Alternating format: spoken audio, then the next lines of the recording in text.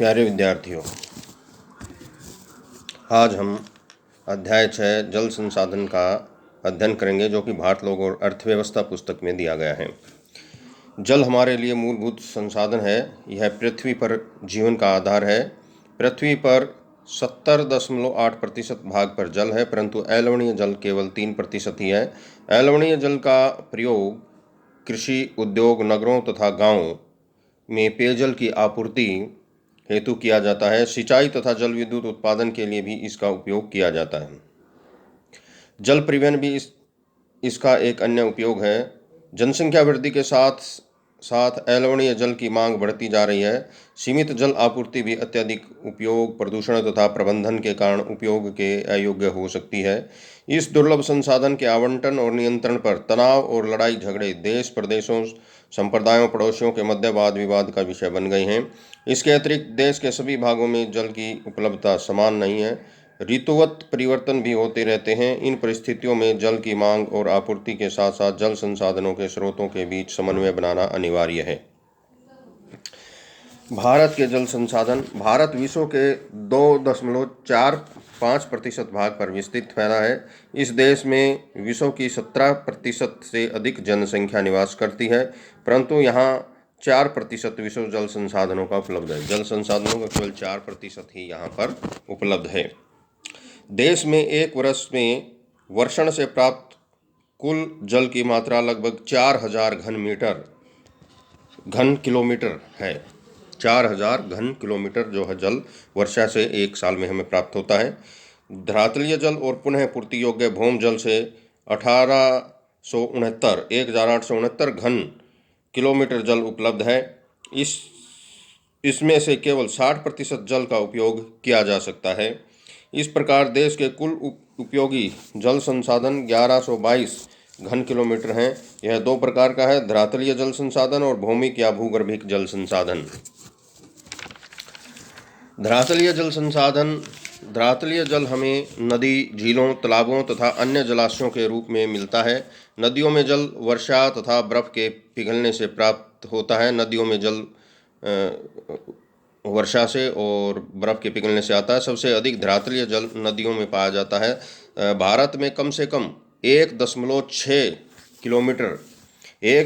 Kilometre की लंबाई वाली 10,360 नदियां हैं भारत में। 10,360 नदियां भारत में हैं।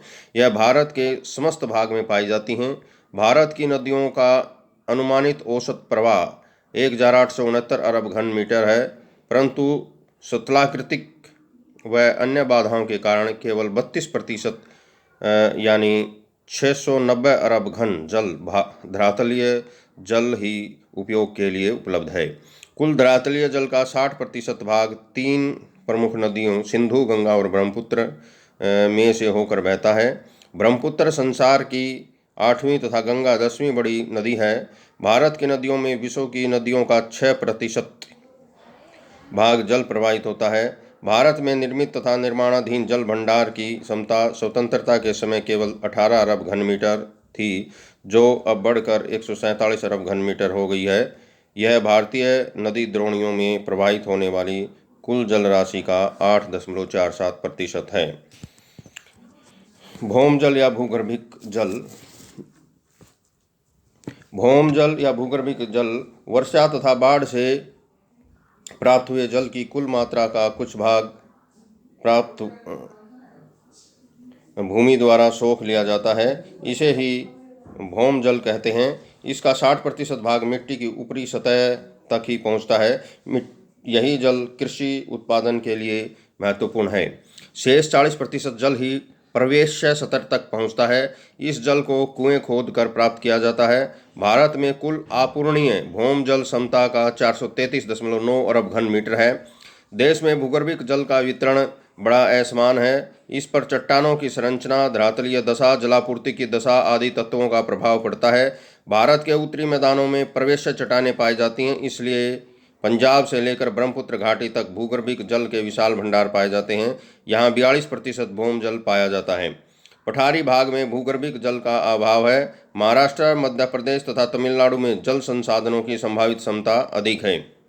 लगभग 3/4 भाग भौम जल सिंचाई के लिए प्रयोग किया जाता है। शेष 1/4 भाग घरेलू व औद्योगिक कार्यों के लिए प्रयोग किया जाता है। कुल उपलब्ध जल संसाधनों का केवल 37.23 भाग ही विकसित किया गया है। राज्य स्तर पर विषमताएं जो हैं पाई जाती हैं। लैंगून और पश्च जल।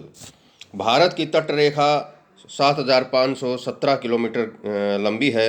यह उड़ीसा, बंगाल, केरल आदि प्रदेशों में बहुत विस्तृत है। इन प्रदेशों में कई लैंगून खारे पानी की झीलें हैं जिनमें धरातलीय जल संसाधन उपलब्ध हैं।